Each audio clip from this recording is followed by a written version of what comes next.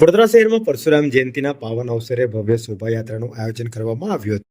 સૂર્યનગરથી અમદાવાદી port સુધી યોજાયેલી આ શોભાયાત્રાએ શહેરમાં ભક્તિ અને ઉત્સાહનો માહોલ સર્જી દીધો હતો. ભારતીય જનતા પાર્ટીના ધારાસભ્ય શૈલેષ મહેતાના માર્ગદર્શન હેઠળ યોજાયેલા આ શોભાયાત્રા વર્ષોથી ચાલતી પરંપરાનો ભાગ છે. આશરે 32 વર્ષ પહેલા માત્ર 50 બ્રાહ્મણો દ્વારા શરૂ કરાયેલી આ પરંપરા આજે ભવ્ય સ્વરૂપ ધારણ કરી ચૂકી છે. શોભાયાત્રામાં ભગવાન પરશુરામની ગંગા આરતીના આધારે વિશેષ આરતી કરવામાં આવી હતી, જેના કારણે સમગ્ર વાતાવરણ ભક્તિમય બની ગયું હતું. સાથે જ ઢોલ તાશ વિવિધ સાંસ્કૃતિક કાર્યક્રમોએ લોકોમાં ઉત્સાહ ભરી દીધો હતો. ભગવાન શ્રીરામના વિવિધ વેશભૂષાવાળી ઝાંકીઓ આકર્ષણનું મુખ્ય કેન્દ્ર રહી હતી. આ પ્રસંગે હજારોની સંખ્યામાં ભક્તો તેમજ વિવિધ હિન્દુ સંગઠનો જોડાયા હતા. શહેરના અનેક વિસ્તારોમાં મુસ્લિમ સમુદાય દ્વારા પણ શોભાયાત્રાનું સ્વાગત કરવામાં આવ્યું, જે સામાજિક સૌહાર્દનું અનોખું ઉદાહરણ પૂરું પાડે છે. ભગવાન વિષ્ણુનો છઠ્ઠો અવતાર એવા ભગવાન પરશુરામનો આજે જન્મોત્સવ છે. વર્ષોની પરંપરા મુજબ આજે આ જન્મોત્સવ નિમિત્તે અહીંયાથી શોભાયાત્રા નીકળી રહી છે.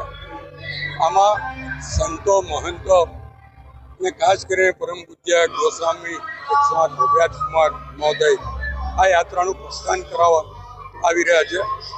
સાથે જ રાજકીય આગેવાનો, સામાજિક આગેવાનો અને સનાતન ધર્મમાં માનનારા તમામ હિન્દુઓ આ યાત્રામાં જોડાય છે. આ યાત્રાની વિશેષતામાં આમાં ભગવાન પરશુરામની ભવ્ય મૂર્તિ પણ સાથે હોય છે.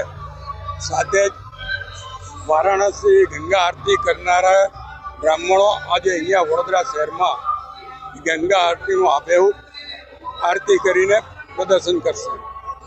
સાથે જ ડમરૂ ઢોલ વગાડનારા રુદ્રનાદ એટલે વાલા, સાથે ટીમલી આદિવાસીઓને એવા અનેક વોટ પણ અહીંયા આગળ રાખવામાં આવ્યા છે.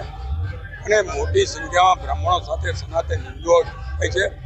અને વિશેષતામાં અહીંયાથી માંડવી સુધી વચ્ચે મુસ્લિમ આગેવાનો દ્વારા પણ આ યાત્રાનું સન્માન કરવામાં આવે. આ યાત્રા જે આપણી ધરોહર માંડવી છે એને નુકસાન ના થાય એના માટે ગઈ વખતે પણ ત્યાં આગળ ડીજે અમે બંધ કરાવ્યું.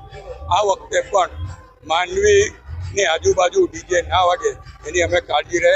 એ વખતે ફક્ત ઢોલ ત્રાસા પર જ શોભાયાત્રા આગળ વધશે. હું આપના માર્ગ પર જે કે હજુ બાકી હોય લોકોને પણ જોડાઈ જવા વિનંતી કરું. ધન્યવાદ.